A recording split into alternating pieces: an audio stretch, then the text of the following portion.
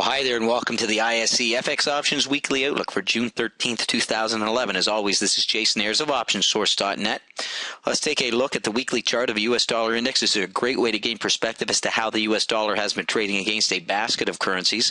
Well, the dollar index reversed the losses from the previous week, closing back above that 75 focal zone last Friday. Now, failure to hold above 75 opens the window for a continuation lower for the dollar index. Now, consolidation above 75 lends credibility to a continuation to the upside, with the 76-77 focal zone as a near-term resistance.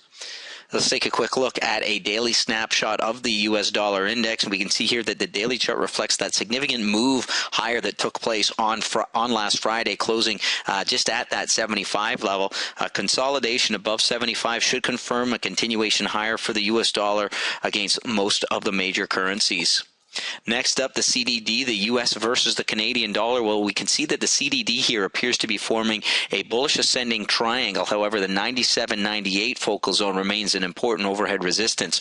A close above 98 should confirm a continuation to the upside. A break below 97 suggests a near-term move to the downside.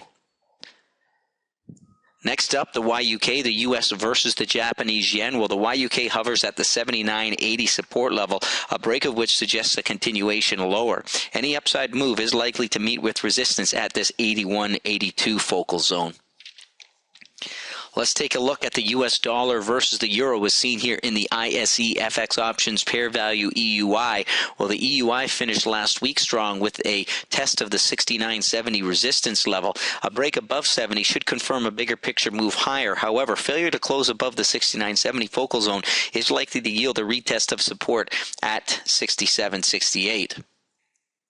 Let's take a look at the BPX, the U.S. versus the British pound. Well, the BPX made a significant move last Friday with a push towards the 61.5, 62 resistance level. A break above 62 should signal a move higher. Rejection at 61.5 is likely to yield a test of the 60.5 support.